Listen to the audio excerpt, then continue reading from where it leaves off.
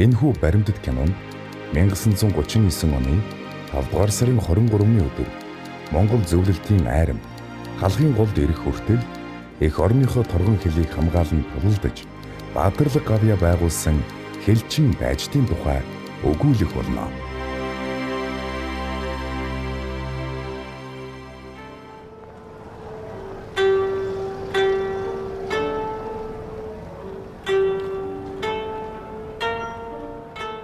(1948 оны 1-р сарын 27) Японы Токио хотноо болсон алс дорндын олон улсын цэргийн шүүх хурал. Свидетелем Чогдоном прибыл специальный переводчик, знающий монгольский и русский язык. A special interpreter came along with the witness Chogdon, who knows both Mongolian and Russian. Major Blakeney. Blakeney, Bengali. Apparently our interpreter here is to be two men. While of course I'm sure we all recognize the difficulties entailed by witnesses speaking unusual languages, nevertheless this same question came up during the China phase, and there was some discussion of the dangers of a double translation, and in the event the tribunal declined to permit it. Ну, конечно, против этого не возражаем. We certainly don't object to that, and that will be done. The Mongolian People's Republic.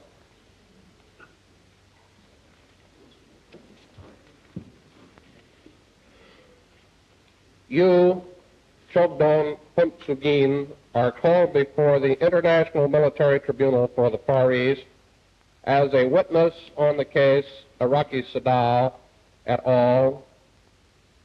Are obliged truthfully to tell the court everything you know of this case. Вынужден подписаться Чогдон Пунцудин, вызванный в Международный военный трибунал для Дальнего Востока в качестве свидетеля по делу Араки Садао, Соединенные Штаты Америки и другие против Араки Садао и других, обязуетесь правдиво изложить суду все, что вам известно по данному делу. Алыс дөрмөткен толгойд Америк зэрэг олон улсын цэргийн шүүхээс дүүцэн ёсоор хүрэх. Mr. President, the witness Chogdon has been sworn. Энэ түүхэн бичлэг бол Америкийн нэгдсэн улсын үндэсний архивын сан хөмөрөгт хадгалагдаж буй түүхэн нэгэн ховор нандин баримт үлээ.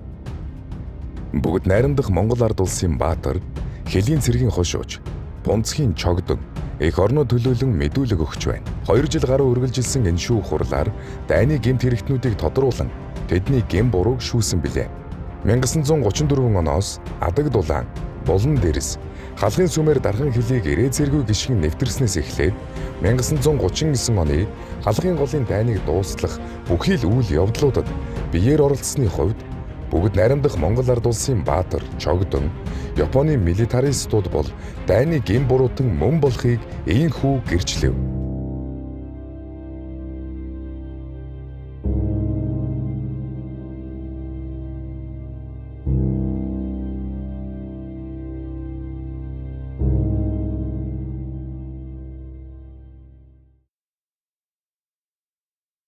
За 38 оны сүүлчээс эхлээд дорн хязгаар дээр хэлийн зөрчил нэлийн гарах болсон л да.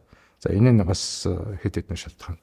Японууд газар нутгийн төрөмгийл хийж 1931, 33 энэ онууд бол томоохон үйл явдлууд болж Манжго гэдэг тоглоомын засгийн газар байгуулж айдсан жолоо Пуийг одоо тэр тоглоомын хаанаар нь өргөмжилж ингэж л яаснаас бол байдал маш их хүндэрсэн.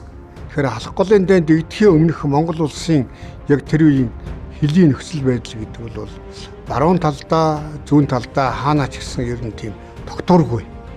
Арай дайн байлдаан биш, фронт биш. Тэгтээ бол ийм их хайхтар бужигнаантай, ийм эрсдэлтэй, ийм хоёр талын ийм хэлийн зурвастай байсан. За тэр дундаа бол Монгол улсын хэл гэж яг бүр тогтсон, наривчилсан ийм демаркац хийсэн хэл байхгүй.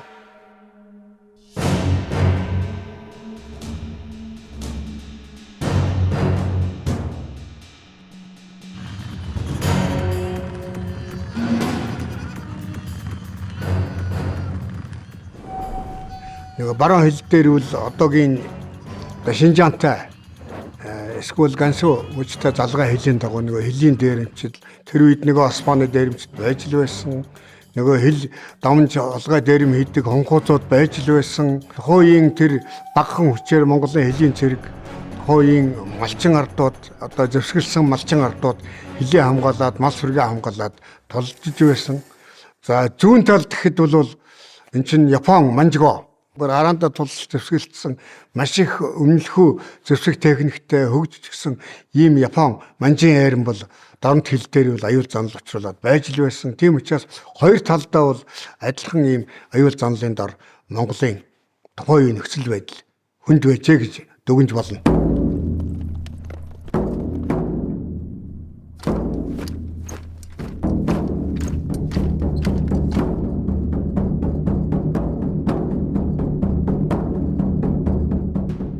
Япончууд манжуур гэжсэн дараа зөвлөлт манжуурын дараа нь манжгоо Монголын хэлийн шугамыг шинээр хянан шалгах, шинээр зурах ийм байр зүй газар орны судалгааг эхлүүлсэн байдаг.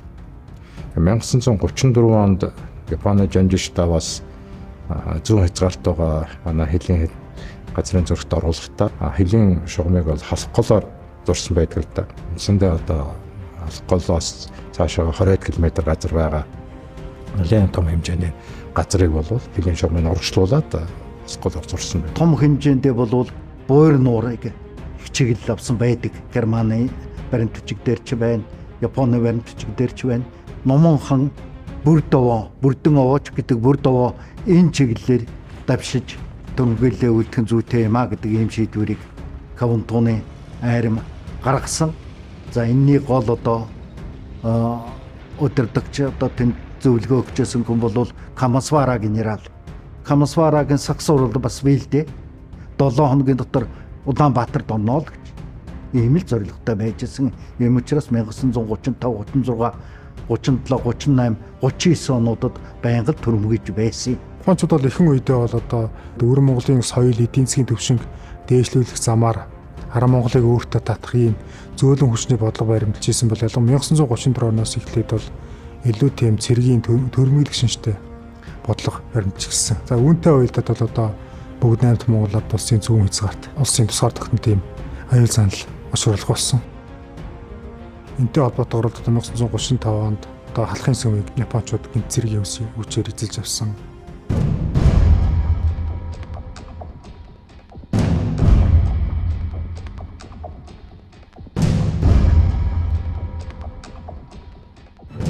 Тэгээд цагийн байдал төгшөөртэй болонгууд халахын сүм дээр байсан 49 ламыг ард тийш нь татаад Тамсаг булгийн хийдэд аваачсан.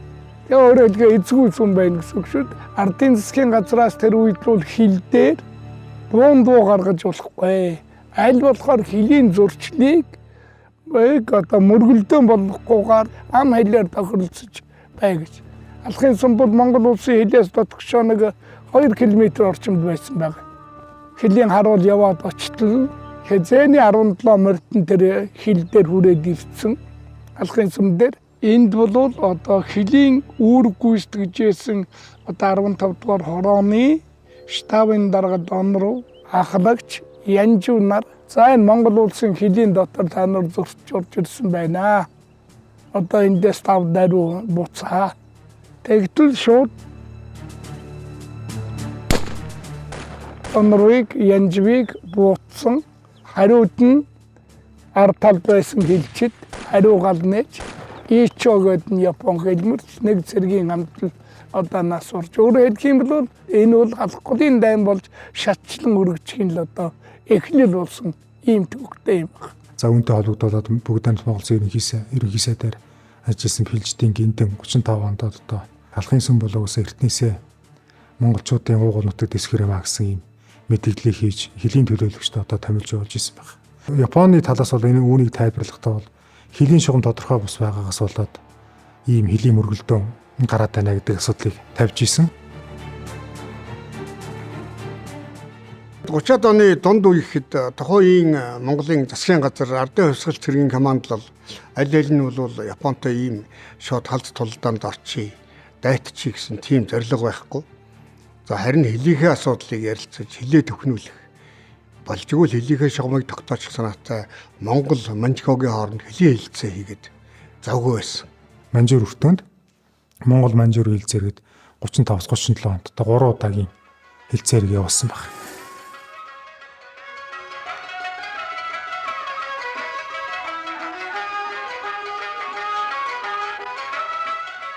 Бид чинь тухайд тусгаар тогтнолоо нэг ч улсаар хүлээн зөвшөөрөөгүй юм улс байлаа шүү дээ. За шинээр байгуулагдсан Манжгаа улс ч гэсэн. Тэгэхээр энэ хоёр субъект маань олон улсын эрх зүйн үүднээс тухайн үед бол тусгаар тогтнол улс гэж тооцогддог. Энэ хоёрыг заавалж байгаа хэл маань дундад иргэн улсын дотор хоёр мужийн хооронд хэлийн дээс гэж тооцогдчихсэн.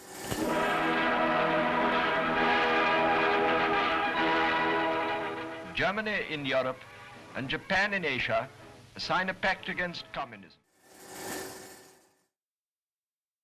Germany and Japan, who are not prepared to tolerate these activities any further, have now taken action.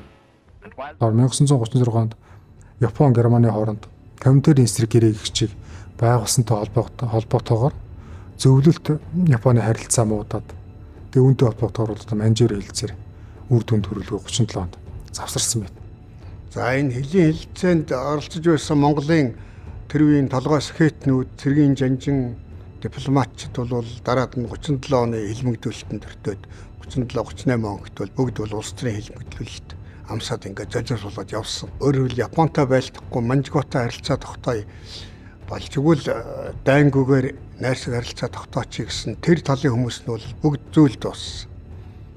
За нөгөө нэг асуудал бол зөвлөлт Японы хоорондын зөрчил байна. Дэлхийн хувьсгалын онолоор бол Хятад бол хувьсгалын том нөөц хүч. Тэр бааз руу Япон ороод ирсэн учраас яаж энэ Хятадын хувьсгалыг артлаас нь дэмжих вэ гэдэг дээр бол гадаад Монголын асуудал гарч ирж байгаа юм л да. За нэгдүгээрт бол Хятадын хувьсгалыг артлаас нь дэмжих том жест үзүүлэхтэй. Тэр нь бол одоо Японыг боцогчж, Японы хүчийг сулруулж иж шууд харилцах нэг боломж байна. Тусламж үзүүлэх. Нөгөө нэг шалтгаан нь юу гэхтэй зэрэг Японд 1904 онд одоо ялагдсан тэр ялагдлаа нөхөх гэж тийм ээ. Тэгэхээр яг ийм хүнд цаг үед бол энэ халах голын дайн бол яа харахгүй ийм бодит хүчин зүйлээр гэдэг юм нөхцлөөр бий болчихсон юм байна. Халах голын дайн зөвхөн халах голын дайн байсангүй. Хайртай бүхнээ дайснаас өмөрсөн хамаг ардын дайн байлаа. За Япон дундад иргэн улсын хооронд дайн 1937 оны 7 дугаар сард эхэлж Япончууд Бээжинг эзлээд умар захар руу давшилтаа эхлүүлсэн л дээ. За энэ нь зөвлөлт холбоот улсыг ихэд түгшээж 1937 оны 8 дугаар сарын дундор зөвлөлтийн тал бүгд найрамд Монгол ард улсад цэрэг оруулах шийдвэрээ гаргасан. За энэ шийдвэрт нэг заалт байдаг. Монголын дорнод хязгаарыг хамгаалж байгаа Монгол ардын хувьсгалд цэргийг хил хамгаалах үүрэгтэй ажлаас чөлөөлж түүнийг дотоод явдлын яамд шилжүүлж өгөхийг Монголын засгийн газарт зөвлөсгүй гэсэн заалт. Ингээд 1937 оны 9 дугаар сард Мөднөд Монгол улсын ардын сайд нарын зөвлөлийн 2 тогтоол гарсан байдгийг. Нэг нь 9 дугаар сарын 17-нд гаргасан тогтоолоор дорнод хязгаарын хил хамгаалтыг дотоод явдлын яамд 1937 оны 10 дугаар сарын 1-ээс шилжүүлж өгсгөө гэж байгаа. За дараа нь 10 дугаар сарын дундуур гаргасан тогтоолдоо Монгол ардын хувьсгал цэргийн 5, 6, 8 дугаар морьт дивизиудээс хэсэг бүрэлдэхүүнийг цацж аваад хэрлэн, халах гол, тамсаг булгийн одоо хэлийн отрядуудыг байгуулад үйл ажиллагааг нь явуулсгай гэсэн тогтоол. Энэ Ингл шатан 31, тамсгийн 27, халах голын 24-р отряд бол энэ гурван том отряд бол 1937 онд анх байгуулагдсан. Нэг жил байгуулагдсан. Отряд байгуулагдахаас өмнө бол 1928 он хүртэл комендатурын хүчээр хэдийг хамгаалж байсан. 28-аас 1937 он хүртэл ардын армийн хүчээр хэдийг хамгаалж байсан. Энэ үед Гонгор Баатар дайснаа ялж улсын анхны Баатар цол хүртсэн шүү дээ. 1935 оны хэл Япон манжийн цэргүүд манай улсын хилд нэвтрэн газар орны зураг авах, тагнуул дуршуул ажил хийх явдал идэвхжлээ. 1-р сарын 28-наас 29-нд шилжигшин Монгол Ардын хөвсгөл цэргийн 6 дугаар морд дивизийн Багадраг гонгорыг харуулж гарч байхад 10-аад хүнтэй бүлэг хэл зөрчихийг оролцсон юм. Багадраг гонгор хэдийгээр ганцаараа байсан ч эрэлхийгээр тулалдаж тэднийг эх орныхон хөлийг алхуулалгүй хөөж гаргалаа. Ийхүү эх оронд өнгөрсөн тангарахтаа үнэнчээр ховсголт улсынхаа дархан хөлийг эрэлхийгээр хамгаалсны учир түүнийг бүгд найрамдах Монгол ард улсын баатар цолоор шагнасан юм. Тэгэхэд гонгор 23 хүн настай байсан. Тэгэхээр 1938 оны дундаас дорнодын хил хязгаарыг манай хилийн зэрэг хариуцж үндсэндээ одоо мэрэгжлийн удирдлагаар хангаж ихүүтэй үйл ажиллагаагаа эхлүүлсэн. За энэ үед халахгүй байлдааны үед гол үүрэг гүйцэтгэсэн хилийн 24-р отрядын 7-6-р заставууд үндсэндээ байгуулагдаж байсан л да.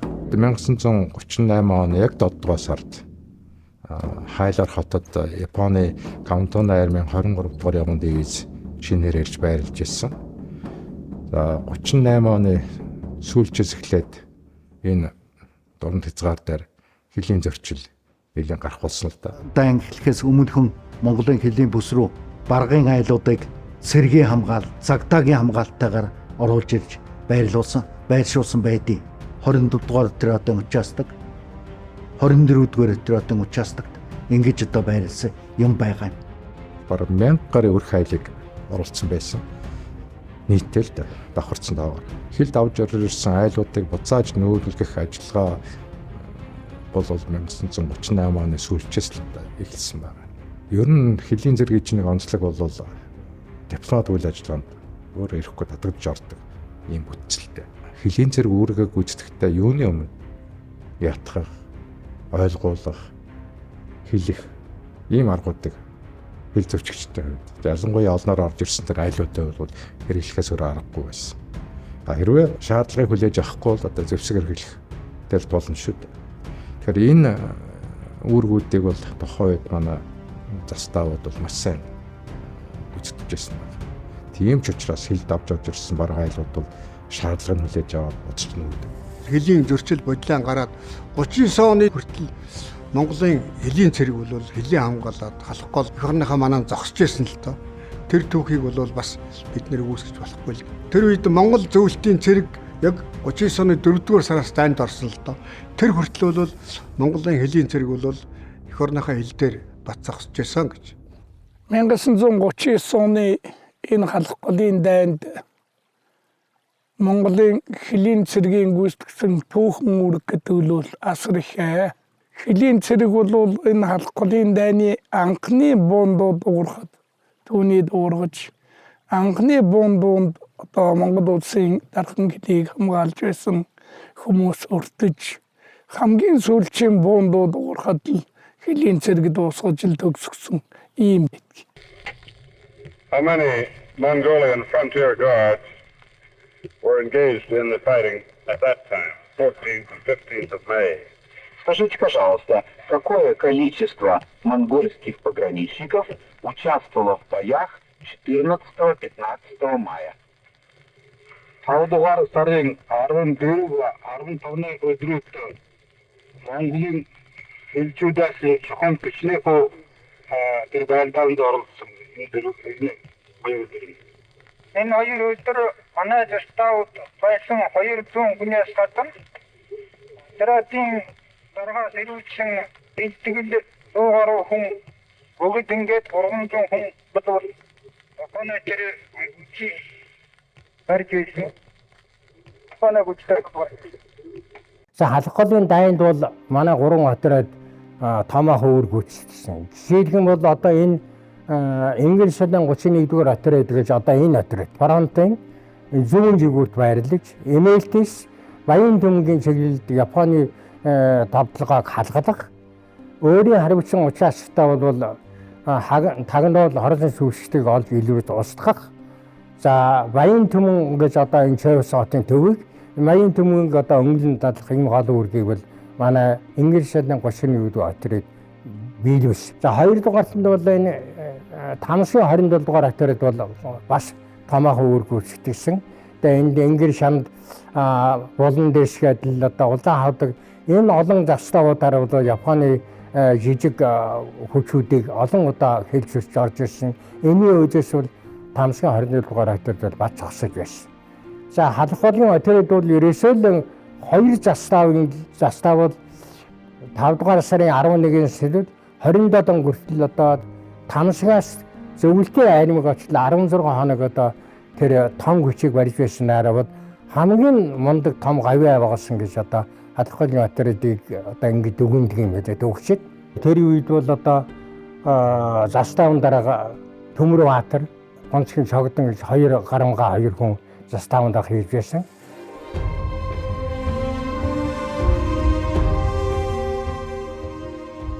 Төмөр Баатар дараа бол 7 сарын дараа үүрэг гүйцэтгэх хугацаанд 20 гаруй удаагийн том жижиг хэлийн зөрчилийг илрүүлж таслан зогсоогоод за одоо шилдэг дараа харгалсан тул одоо шинээр байгуулагдсан ИСУ-ийн заставыг дарга тамдиж түүний олж байсан цогдон даргаыг бол 7 сарын дарга тамдиад за ингээд энэ хоёр застав болоод ерөөсөө алхын голын дайны одоо фронтын гол чиглэлд бол манай хоёр застав бол одоо гол ачааны хөндийг үүрсэн.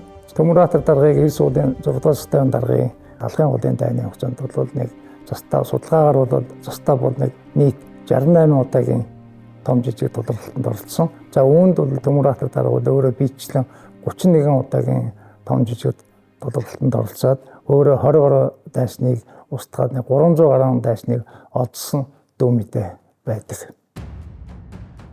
Цогдон Баатар даргатай стафт бол фронтын дээд командалтаас айлтны томоохон үүрэг өгсөн байдаг. Энд одоо тусгай суман байгуул гээд шарав даргатай тусгай суман байгуулаад хөнгөн булмаад хүнд булмаад ийм хүчийг бол цогдон гойд хүч болгож өгсөн юм байгаа. Энэ 15 17 дугаар хороодын биеэрэл түүнээс шилжүүлж суулгасан энэ хүчлдээ 1938 оны 12 дугаар сараас 1939 оны 5 сарын 21 хүртэл энэ хүч дайсныг барих дайсан нэвтрүүлэхгүй байх онцгой үүргийг гүйцэтгсэн ийм баатарлаг хүмүүсийн байгаа.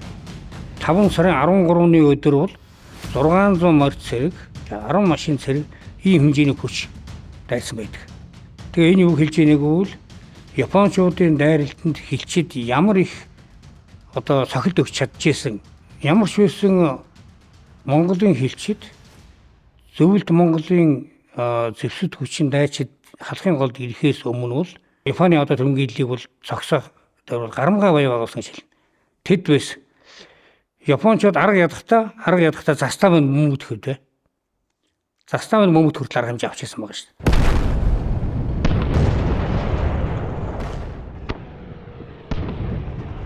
Япончууд анхаараас манайхтай маш их бөмбөгдөж байсан. Хамгийн анхны бөмбөгдөлтөд чинь 5 дугаар сарын 15-нд одоо тэр нэртэй манай 7 дугаар заставыг бөмбөгдсөн. 7 дугаар заставтай хамт тэр хүч нэмэгдүүлсэн ардын зэргийн нэг сум байсан. Энэ хоёр өртсөн л доо. Чин бараг 25-6 хүн халагдаж харагдсан. Тэрүүдэд маш том хохирол байхгүй. За хэдийн цэрэг бол энэ дайнд одоо хил хамгаалж байсан. Түүнээс гадна одоо хилийн цагийн байдлыг одоо зөв үнэлж илрүүлж энийг мэдээг сайшин дамжуулж улмаар одоо энэ дайсны зүгээс одоо өнгөлцөж байгаа, явуулж байгаа стратеги бодлогыг тодорхойлоход бол гол үүрэг гүйцэтгэсэн гэж болно. Тэр 100 гаруй хүн тэр том хүчийг барьж байсан.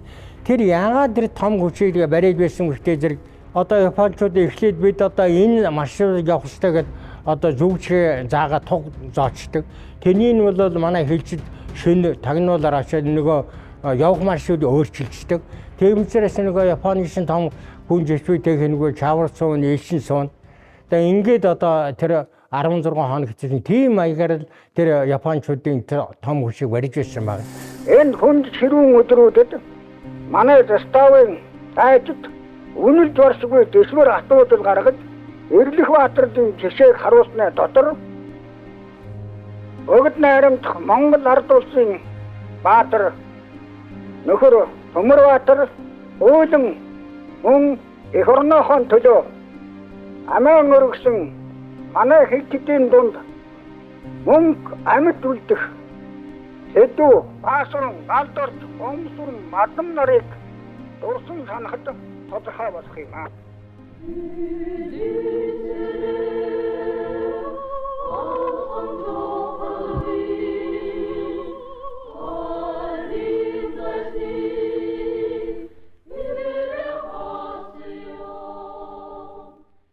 Хинтэй аймгийн өмнөдөр суманд одоо олон хүүхдтэй молмих гэж одоо 13 хүүхдтэй ийм айл байсан. 9 хүү одоо 3-4 охинтой. Молмын гаасрын, молмын далах, молмын гомбожив, молмын сандагжив гэсэн ийм 4 хүн 39 онд халахын голд байлж байсан ийм түүхүүл би л одоо маш ховор.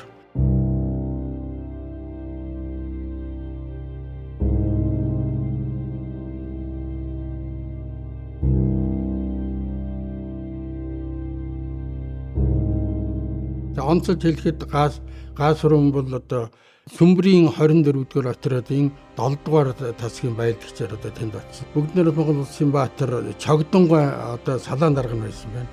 60 гаруй удаагийн тулгалтанд орсон гэж Төмөрбаатар дарга дурсан ярьсан. Японд тул бараг сум тоолон одоо Японд унагж байсан.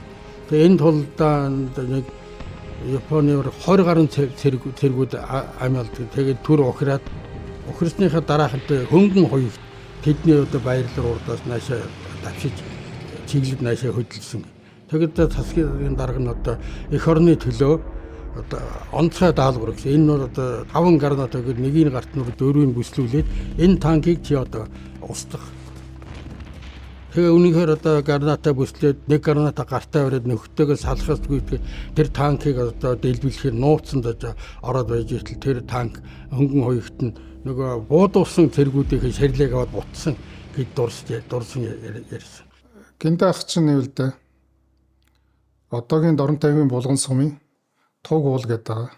Тэрний баруун хойд талд байдаг Ширээгийн улаан ариг гэдэг газар 1919 онд төрсөн.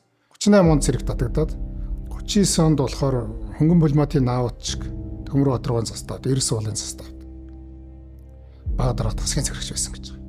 Өөрийнх нь яриагаар бол нэг 62 удаагийн тулгаралтанд оролцсон гэдэг. 62 гэдэг чинь бас аимшигтай тоос шүү дээ. 62 удаа сумны өдөөс явсан л гэсэн.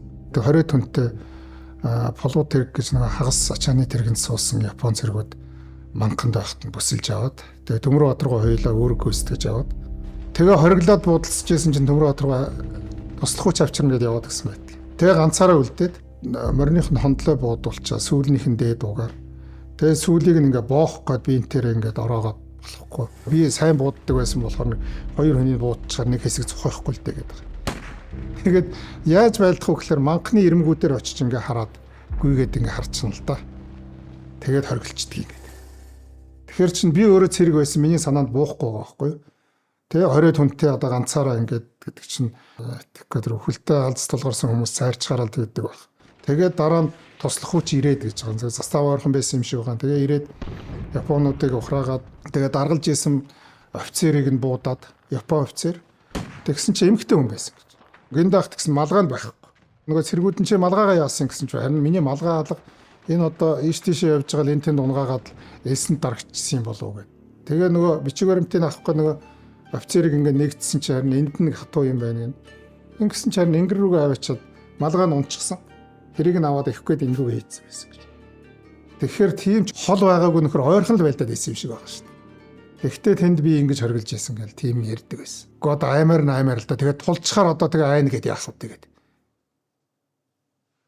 Тэгэхээр л одоо мундаг зөрөгтэй хүн байсан л гэж би хэлэх гээд байна.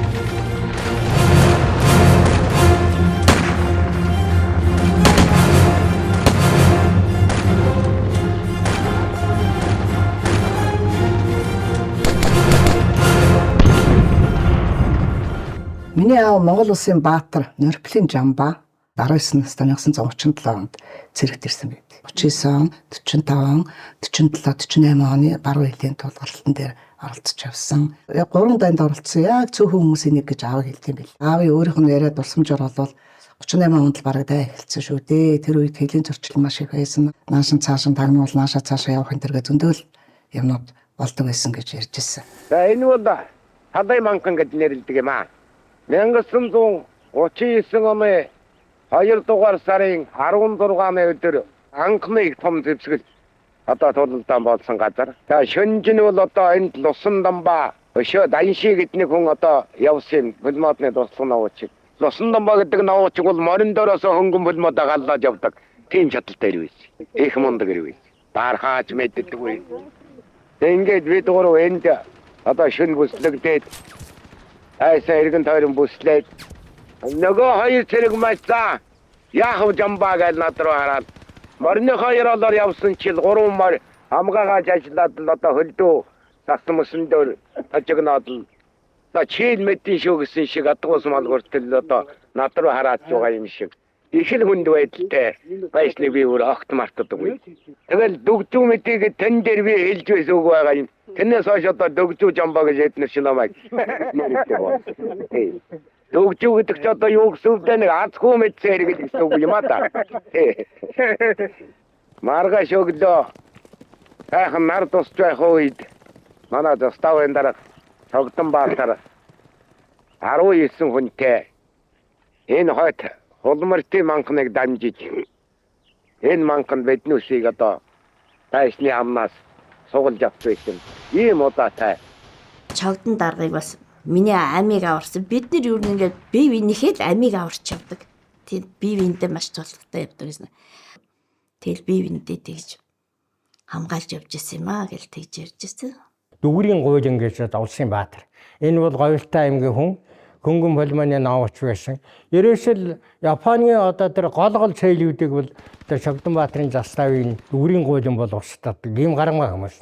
Японууд 1938 оны 11-р сараас 39 оны 5-р сарын 15-ны өдрийг хүртэл манай улсын хилийг 300-аас 800 хүртэлх хүний бүтээнээр дайран дотлож манай хилийн манаатай тулгарч тэд бүчээр төрий барьж өслөж манай хэлчдийг баримтлах буюу устгахыг оролцсон боловч манай хэлчдээс тухай бүрдэн цахил тач байсан билээ.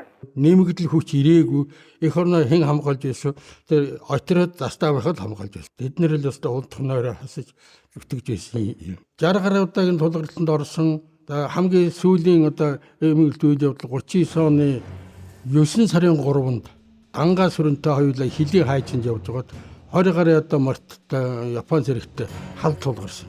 Тэр манханд. Тэгээ одоо нэг нөө тэр хоёр газ сүрэнгийг ахалж явсны хувьдлуудад ангаа сүрэнгээ эргэж холбоо барих даалгавар өгөөд өөрөө ганцаар мартайгаа үлдэж 20 гаруй зэрэгтэй халуун амаад тэнд одоо нас авсан. Тэр бол 39 оны 9 сарын 3-ны өдөр дурсдорж ярьсан.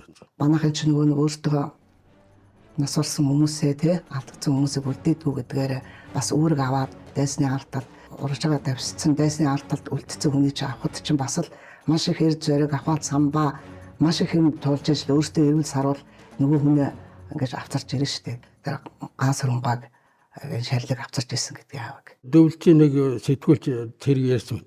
Бид баатар болох гэдэг энд яваагүй гэж. Тэрийн шиг манай ирэлхээ хүүхэд баатар болох гэдэг энд яваагүй. Тэр 21 хоёртой. Тэстэ нөгөө энэ тэдэн найрагч хэлдгээрт нөгөө цэлмэг залуу настайхаа галдуулаар одорч. Тэр сэтгэл зүрх хоёртой шатж явах үедээ чин хайртай амрагтай хэлцээгүйгээ чиний төлөө өгье гэж эх орнод хэлдэг. Энэ сайхан мэрэгэн үгний эзэн одоо манагаас өрөндөө.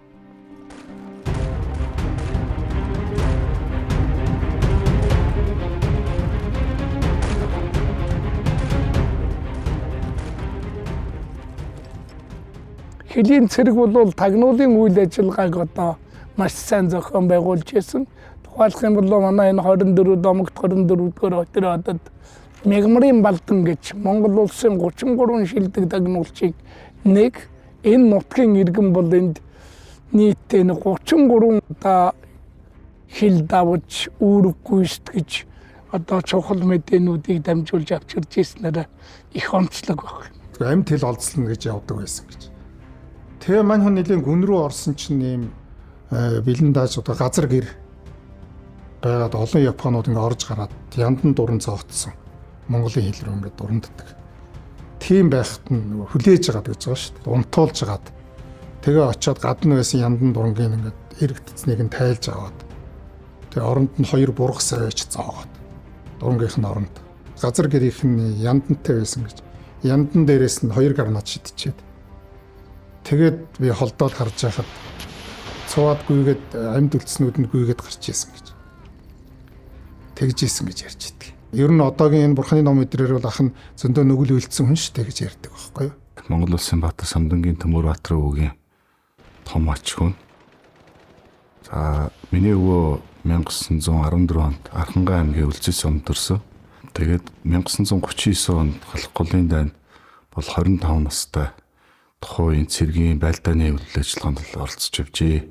Эрс улсын заставын дараагаар ажиллаж байхад бол 1939 оны 5 сарын 9-нд бас их том хэмжээний дайн болсон. Японы цэрэг аримд бол Монголоос руу халтаж давталж орж ирсэн. Тэгээд тэр давталгааныг одоо арын фронт эртэл бол хамгаалж одоо эх орныхоо утга дэвсгэрэл оруулахгүй хэдийгээр бүслэгтэлтэнд орсон байсан ч гэсэн Оны эзлэн дөрмөглөгчтэй бол маш хатуу ширүүн дэмжлэг өрнүүлж одоо эрс улаа чөлөөлж авсан байдаг. Одоо 7 дугаар застав маань байгуулагдахад Сүмбрийн цагаан нуурын дэнчдэр байгуулагдсан застав л да. Нэг застав гэдэг маань одоо байнгын зэргийн хэлээр ярих юм бол нэг салаатад тэнцсэн. Гэтэ оногдож байгаа хамгаалах хэлийн зургасаас шалтгаалаад тэр хүч бүрэлдэхүүн нь ус нэмэгдэж байж болно. Нэг савда застав гэдэг маань 30-аад хүнтэй хүч нэмэгдүүлсэн застав бол нэг 40-50 хүн байж болно. Эмхүү хүч бүрэлдэхүүнтэй. Тэгээд боддоо энэ цөөхөнд хэдэн зуун километр хэлийн зур сонов. Яаж хамгаалах вэ? Яаж сэргийлэх вэ?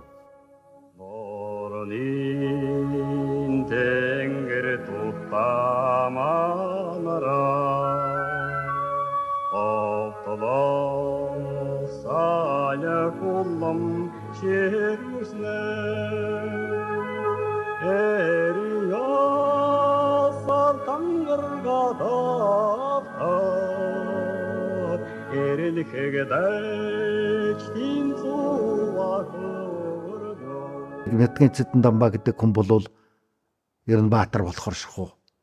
Барьт зам болохоор шахуу. Ийм л хүн. Чонголын 20 дугаар хатируудад хошууд цолтой алфааж явахт нь маршал чавсан дуудаад газар нутгийг чөлөөж авах юм бол чамд шууд хурандаа золог.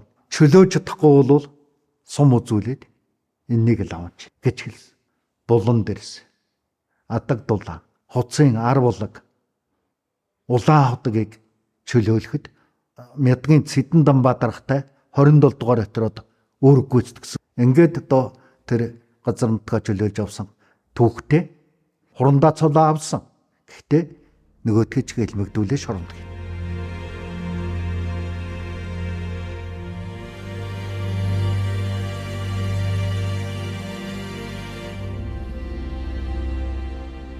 Мянга 1938 онд Монгол улсын нөхцөл байдал дотоод ямар байлаа? Хэлэмтүүлэлт.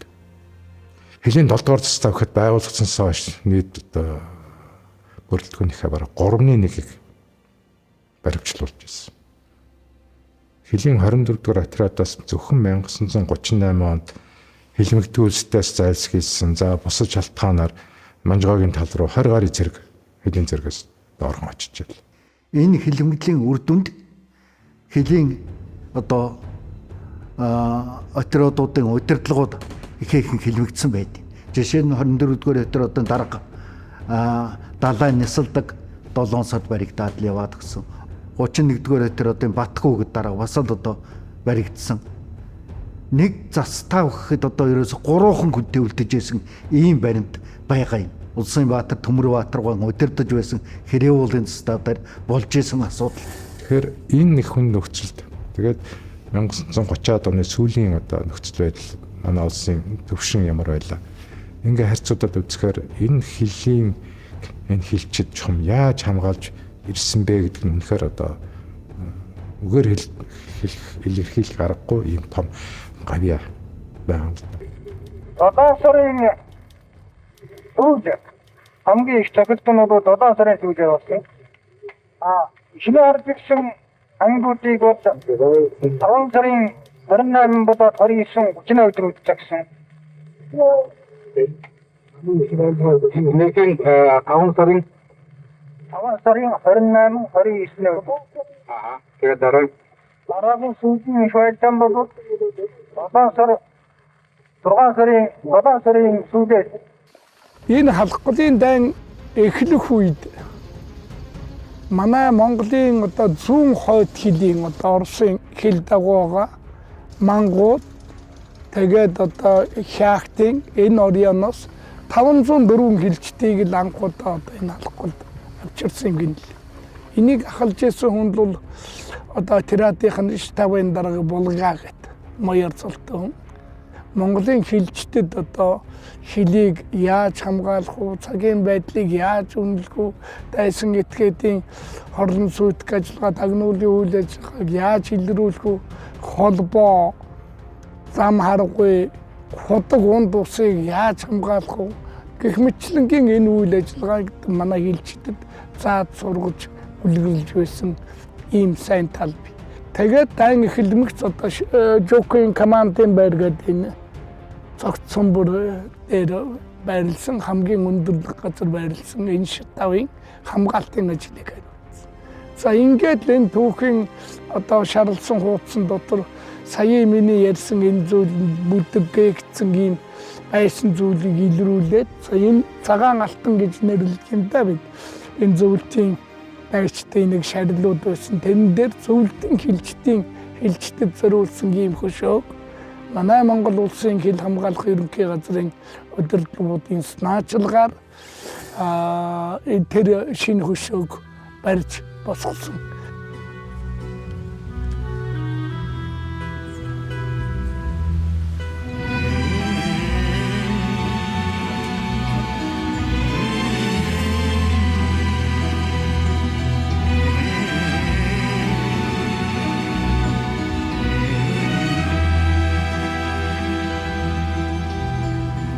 Кажется порою, что солдаты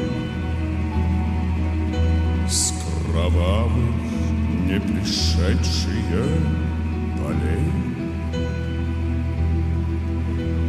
не в землю нашу полегли когда-то, а превратились в белые журавли.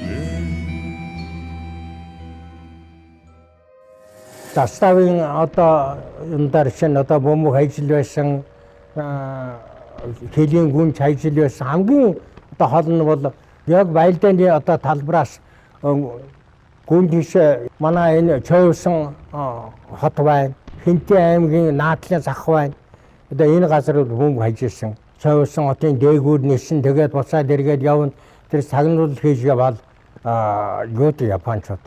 Тийм учраас л 100-аас 20 км одоо гүнд орж ижсэн гэж ингэж ярьдаг. Манай Шавдан буга Төмөр Баатар бол тэгж ярьдаг байсан.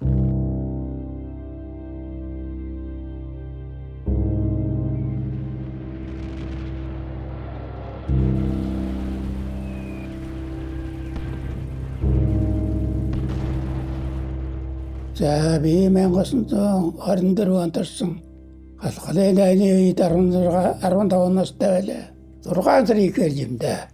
Жилэнжэндэ тамартагчээ.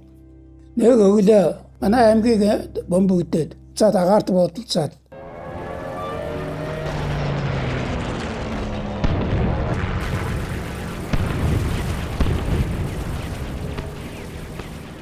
Тэгээд Оросын Одоо онгоц манай энд нэгэн байсан. Тэгээ Монголч байсан тэгээд буудцаад чиргүй юм байсан. Тэгж тэр хойшоогоо нэг онгоц зогтаа бэлтээ. Араас нь 2 онгоц нээсч хөөж өсч жоод шаацсан гатаас зүү хойшхоо орон загал шоотон гар явдад замаа хажууд нэг онгоц нэмсэн байгаа. Тэгээ сүүлд очиад хад нэг газар нэг дээр нэрсэн хар болцсон. Тэгээд мар өргөд ойртохгүй. Тэгээд нэг яг хайгаад дэлгэрэх байх юм байхад үг. Тэгээд нэг бидний 2 хүүхэд атсан. Тэгээд үний өрөөсөн хөлөө готлонтой харагдаж байсан. Тэгээд нэг олон жил энд байж байсан. Онгоцны зэгвэл. Замаа дэргэд. Чаалсан төвийн айлуудад хойшоогүйгээд нуурын дэрсгөрөөгөө харагдаж байсан байгаа. Тэр агаарт бодцож яхад. Шингэнсэн дуутай.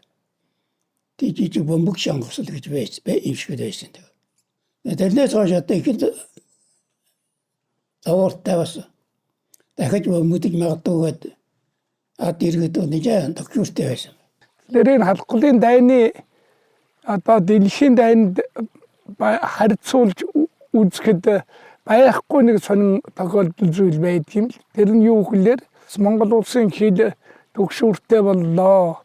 Ер нь халахгүй дайн одоо болох нь гарцаагүй боллоо гэд энэ сумын иргэдийг малчдыг нутгийн гүнгүүд татаж улмаар одоо Дорн таймгийн баруун тал хүртэл нүүлгэж татсан байдаг.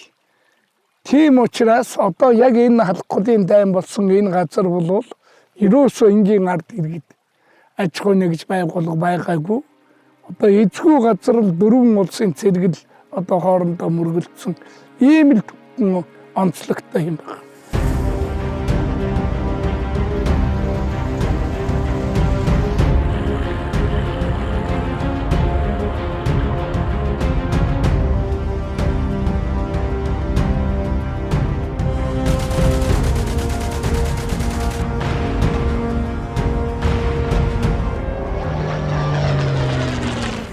Халахгүй дайнаар юу харагдсан бөхтэй зэрэг хүн төрлөختөнд цэрэг дайны түүхэнд анх удаага моторчлсан дай хийсэн баг. Халахгүй гэдэг бол одоо бидний өнөөгийн өнцгөөс бол жижигхэн нутаг дэвсгэр шүү дээ.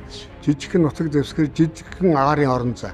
Энд бол анхны моторчлсан том дай хийсэн. Тийм хоёр талаас бол мянган танк оруулж байлтуулсан байдаг юм уу? Эсвэл халахгүй тэнгэрт тэр олон зуун нисэх онгоц нэг зэрэг агаарын байлдаанд орсон. Ер нь халахгүй агаарын байлдаанаас хойш дэлхий дээр бол ийм агаарын том тулалдаан баг өрнөж байгаагүй. Ийм олон зуун онгоц нэг зэрэг агаарт хөрч хоёр талаас байлж исэн түүх байхгүй л дээ. Тэр утгаараа бол энэ бол хүн төрөлхтний түүхэнд тэр дундаа цэрэг дайны түүхэнд бол анхны моторчлсан даа ингээд бичигдсэн байж байгаа. Нөгөө жижиг зураглалаар аваад үзэх юм бол тухайн үеийн Монголын ардын цэрэг, ардын хувьсгал цэрэг, Монголын хөлийн цэрэгт бол бас энэ моторчлсан дайны тусгал буусан юм аа. Тэр нь юу гэхээр зэрэг Монголын ардын хувьсгал цэргийг бол техникжүүлэх, танкын цэрэгтэй болох, тийм ээ, нис хүчинтэй болох гэдэг юм уу. 36-аас 39 онд тэр хилээ мандж байсан хөлийн цэрэг гэдэг чинь Юнтовтой сэлэмтэй морин цэрэг байсан байхгүй юу. Гэтэл энэ моторчлсан дайны дараа юу тусах вэ? Тийм ээ, Монголд юу үлдэх вэ гэхээр зэрэг үнэхээр энэ орчин үеийн дайнд энэ цэргийг бол зэвсгэлэх шаардлагатай юм байна. Тийм ээ, зэвсэг техникээр хангах шаардлагатай юм. Үүний дагуу цэргийн сургалт, цэргийн шинжлэх ухаан хүртэл хөгжөөд явчихж байгаа юм л.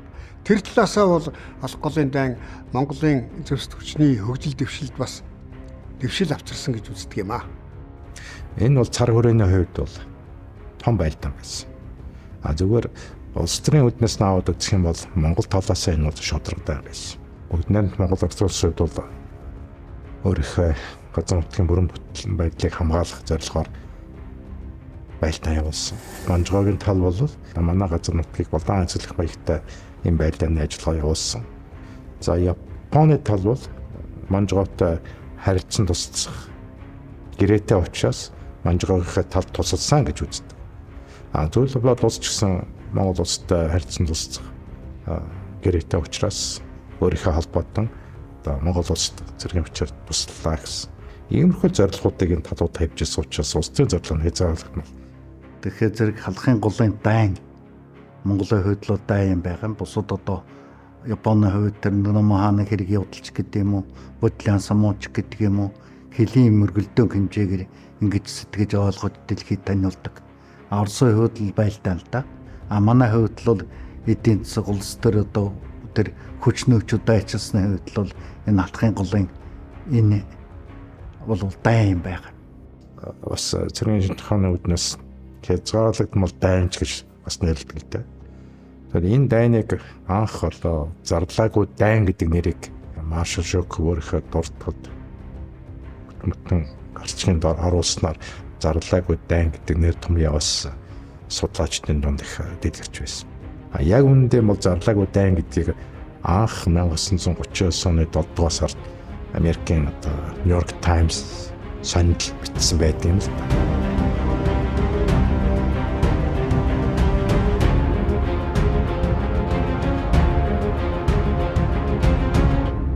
Тэгээд халахын дайнд бол нийтдээ нэг манай Монгол цэргийг оруулаад нийтдээ нэг 26,500 хүн нас барсан юм шүү дээ тэр халахд. Зөвлөлтийн тас 20-т манайхаас 1,000 гаруй хүн нас барсан байгаа юм. Тэгээ энэ дайшид бол энэ одоо цусаар манай 39 оны дайн бол өөрийнхөө тусаад автомобилыг олон дэлхийн нийтэд батцаж байгаа болсон юм том гавь явуулсан. Цэрэгэрсэн улаан тоос цэцгэн дундуур татаад явсан.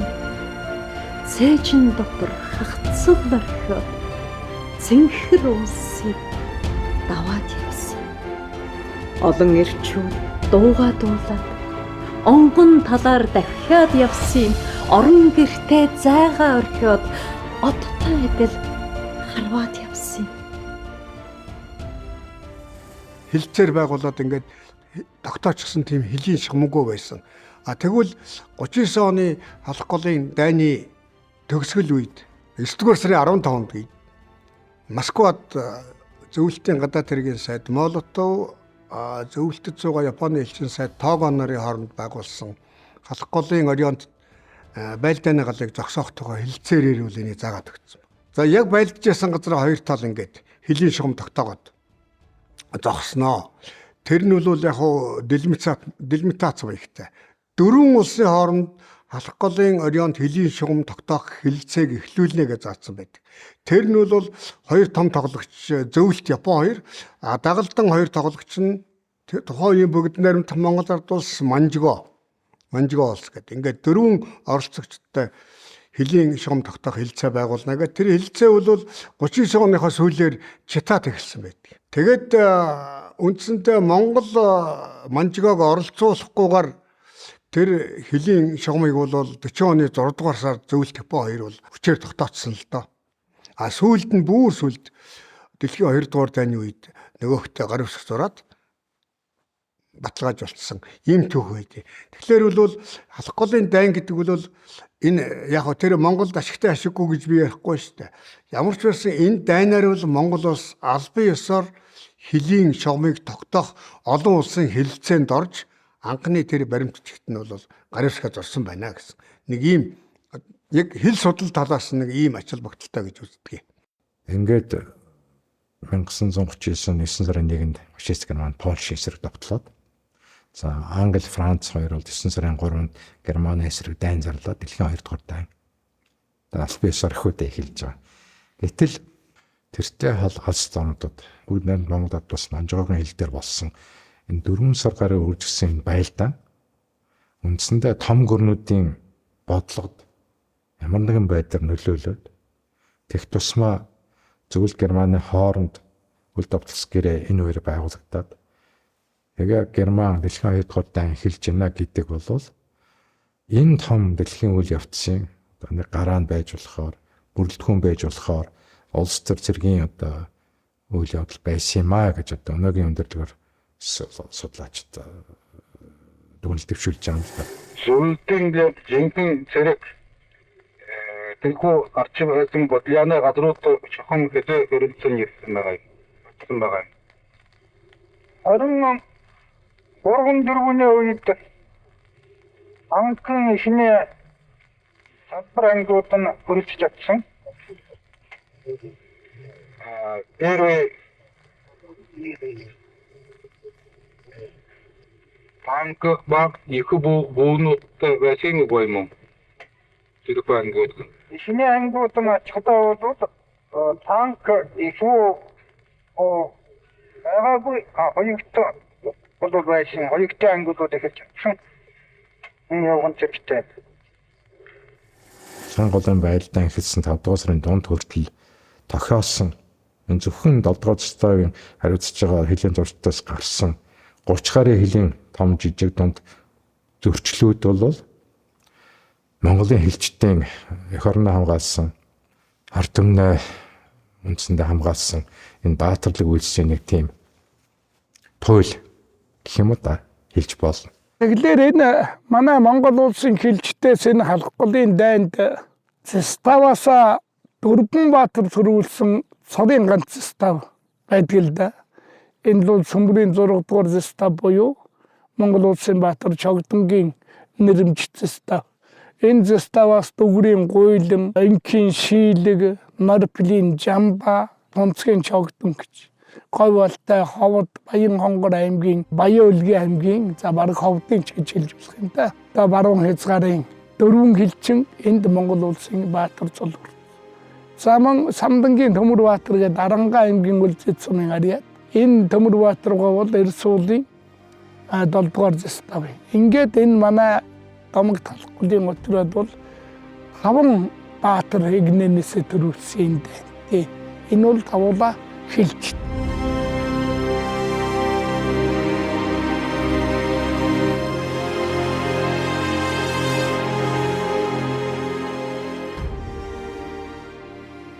Энэ Монголын цэргийн байгууллагад бүх бүрэлдэхүүнээр нэг удаа 2 удаа ингэж төрийн одон шагналаа бүхлээр одоо бүрэлдэхүүнээр шагнажсэн цэргийн анги байгууллага бол өмнө ч байгаагүй одоо ч байхгүй.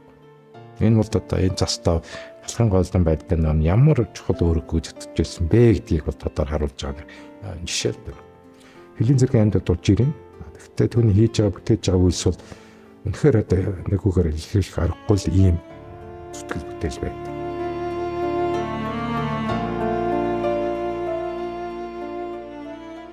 Мянган 1920-оос 1940 он бол Монгол орны хувь заяа тусгаар тогтнол дээсэн дөрүүн дээр дэнжгэнсэн алдаа оноо ээлжилсэн нэн ээдрээтэй хэцүү цаг үе байлаа. Баруун хязгаараас зүүн хязгаар хүртэл дарийн утаа суунаглана. Энэ асмадайчид 20 хэдэн дан энд албааж хэлчин байсан залуу зандан үеэн дурсан ярилцгааж байна.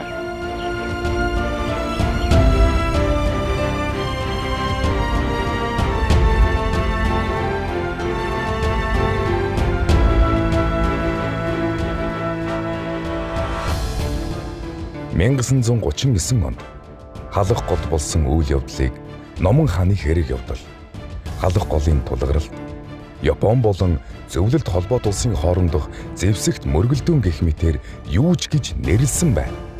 Монголчууд бидний хувьд дэлхийн улс төр геополитикийн тавцанд өөрсдийгөө тод харуулсан тусгаар тогтнол эх нутгаа батлан хамгаалахаар улс даяараа хөдөлсөн ариун дайн байсан юм.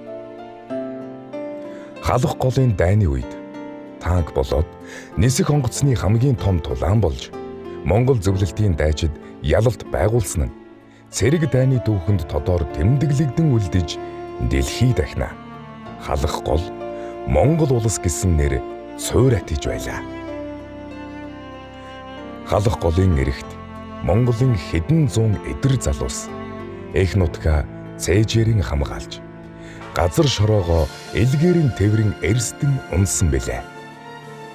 Тэдний гамгүй өргөсөн амь нас энэ цаг үед бидний гамнаж идлэх аз жаргал болон үргэлжлэх ажээ. Цэх зогсоод буудулсан ч сум үл хүрэх. Сээжний гүнд их орон минь буй за.